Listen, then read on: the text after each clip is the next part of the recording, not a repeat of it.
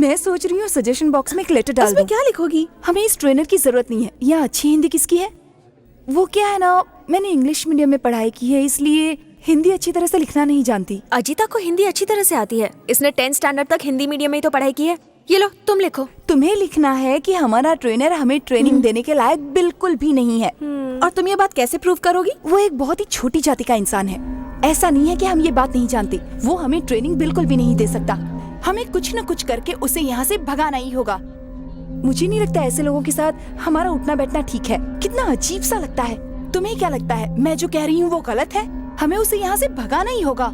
Okay, तो final बात ये है कि इस ट्रेनर को यहाँ से जाना होगा और दूसरे ट्रेनर को आना होगा। Rosa women's college, NCC cadets, salute! एक दाहिने, दो बाएं, दाहिने बाएं, चल!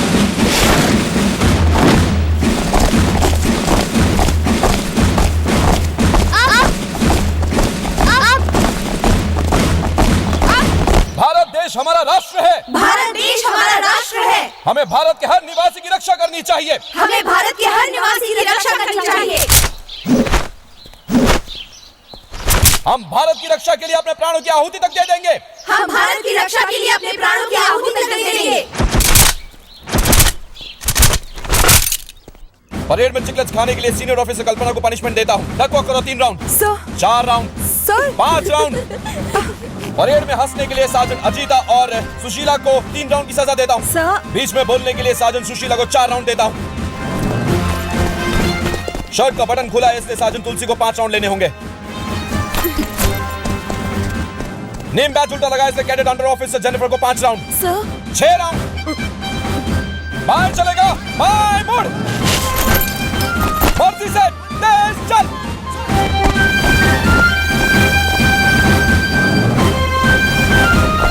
पीछे मुड़, सामने देख, थम। उसने हम 5 पिलरों को पनिशमेंट ए, चल हट। आप लाइन में आओ ना। ए, तू जानता भी है मैं कौन हूँ? Senior officer. ध्रुव, हाँ? मैं ले जाता हूँ। नहीं, मैं अपने स्टूडेंट्स के लिए नाश्ता खुद ले जाऊंगा। बैठो बैठो, मैं सिर्फ ग्राउंड में ही ट्रेनर हूँ। उसके अलावा तो हम सब दोस्त हैं। सुबह सुबह मेंदू वड़ा अच्छा होता है, खाओ। अरे छी, जरा इस मेंदू वड़े की शक्ल तो देखो। छी।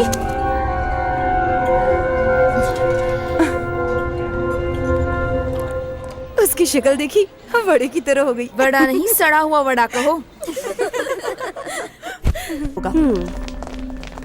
क्या कहते हो तुम लोग? डाल दो ना ये लेटर।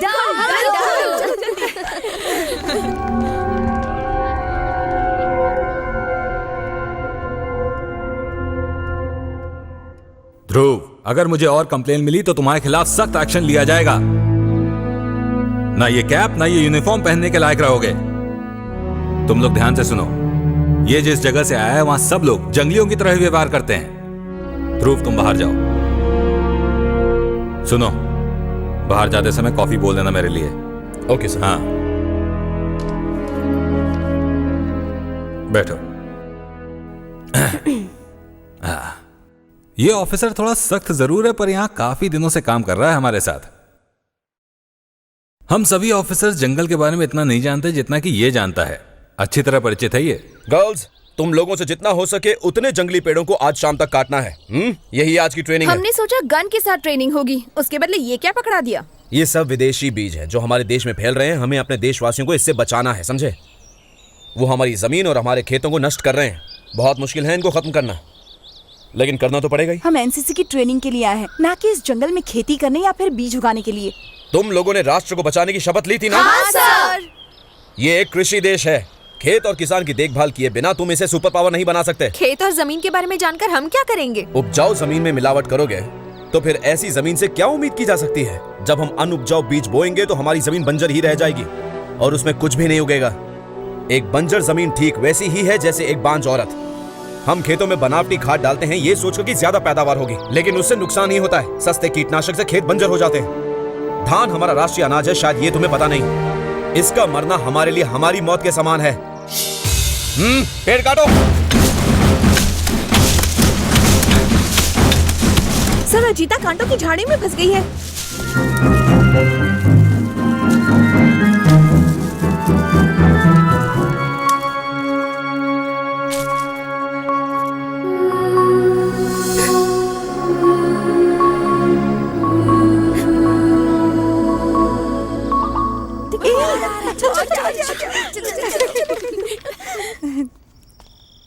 मणि, वार्डन सुरेश ने तुम्हें देखा तो नहीं ना? पहले सिर्फ हॉस्टल रूम में आते थे, आज तुम क्लासरूम में आ गए। अरे रूम के बारे में इतना क्यों परेशान हो रही हो? सभी रूम हमारे लिए बेडरूम है। उस दिन बाथरूम में बिना मेरे जानकारी के कोई आदमी अंदर घुसा है। वो सुरेश तो बेवकूफ है। सुरेश बेवकूफ? मेरा ड्रेस क्यों उतार रहे हो? ये क्या हो रहा है?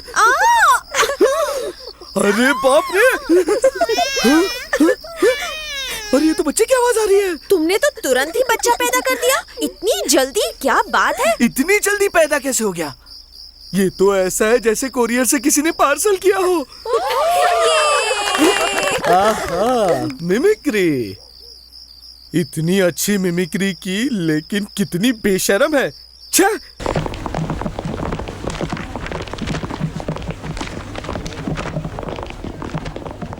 आज का टॉपिक है राजनीति और अर्थशास्त्र।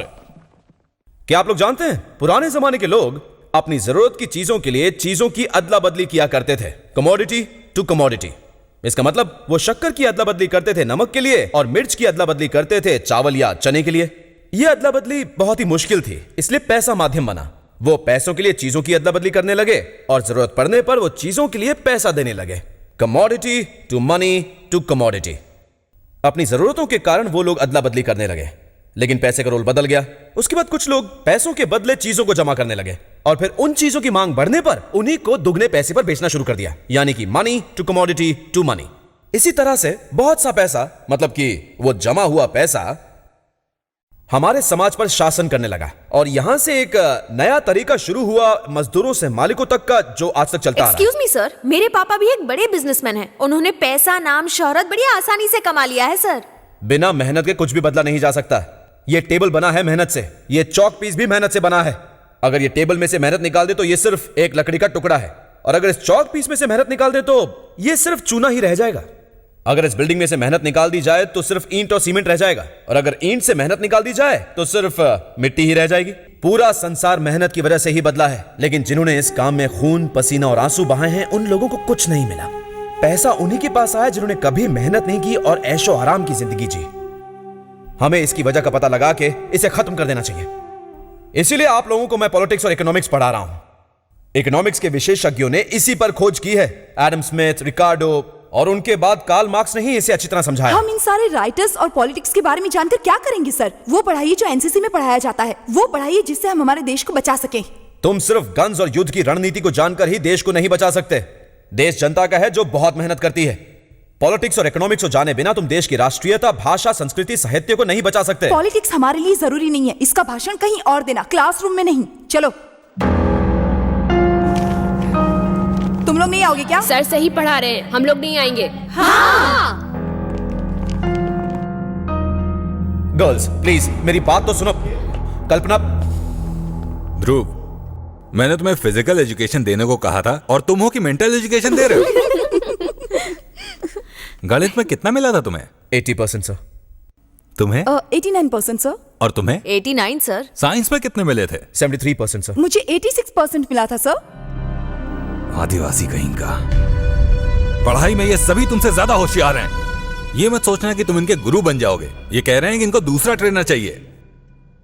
नमस्ते सर, मैं जंगल से आपके लिए केला और कटहल लाया हूँ। ध्रुव सर। हाँ, हफ्ते में एक बार ये मेरे लिए कुछ ना कुछ ले ही आते हैं। अच्छा सर, फिर मिलते हैं। मिलेंगे मिलेंगे। ये ध्रुव के आदिवासी गांव वाले हैं। क्या तुम लोग केला खाओगे? ध्रुव सर। ये लो मेरे जूते, पॉलिश करके ले आना। ठीक है सर। चलो निकलो।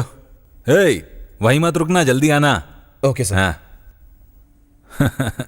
Excuse me sir. हाँ? गर्ल्स अपना यूनिफॉर्म बदल के ग्राउंड पर पहुंचो। मैं 30 मिनट के अंदर आ जाऊंगा। Okay, quick quick.